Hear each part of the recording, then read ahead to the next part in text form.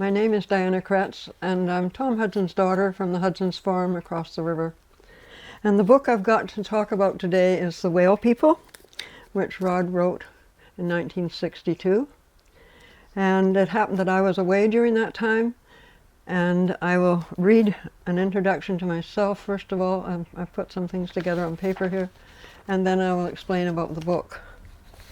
My background with the Haig-Brown family has been 83 years, which is my lifetime, and for my parents it was longer than that.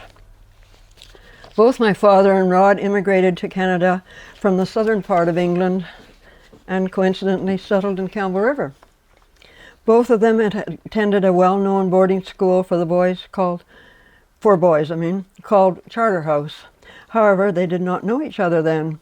My father was a few years older than Rod, but their lives have some parallels. Both married in the 1930s. Rod married Anne Elmore from Seattle, Washington, and my father married Mavis Adie from Victoria, whose mother immigrated from London, England, after my grandfather died. They both started families at a similar time. Valerie was born, then the next year I was born, and then the following year Mary was born. Alan was next, and then my brother Keith. As children, we spent a lot of time together, both at Haig-Brown House and on our farm on the beach north of the Campbell River Bridge. Our family relationships were close. Our parents decided as children we could call each other's parents by their first names, which was a little unusual, as Mr. and Mrs. or Aunt and Uncle were the usual terms for children at that time. However, respect remained when we were permitted this privilege to call them Roddy and Ann, and the Haig-Brown children to call my parents Tom and Mavis. Years later, in 1962, Roddy's book, The Whale People, was printed.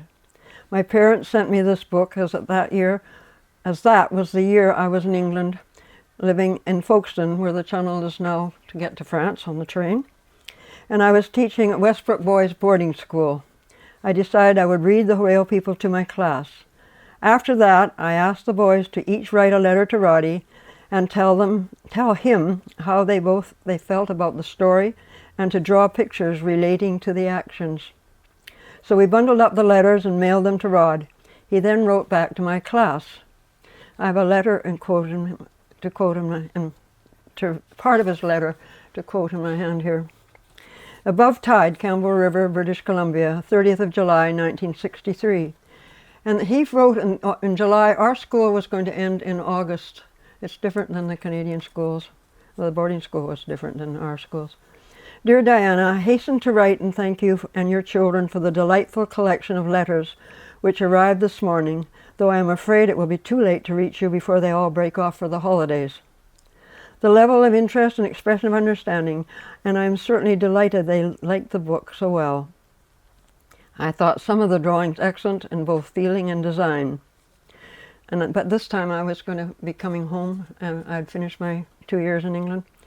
We all look forward much to seeing you. Tom was over to shear the sheep, that was my dad. And the other day Keith, my brother, that was my brother of course, has been here 1, 2, and 3 times to work on an outboard, with Alan. Love from us all, and again, thank you for the pleasure of those letters, Roddy H.B. I will also read from the cover of the book telling what the story was about, and I quote, "This story is a story about the Indian tribes of British Columbia who hunted the giant whales of the Pacific. The Hotsuth were a whaling people. They were proud of their great traditions and their wealth, and they were proud of their chief Nitgas, who had much whale magic and who brought many whales to his beach. A chief must rigorously prepare himself to endure the long days and nights in the whaling canoe.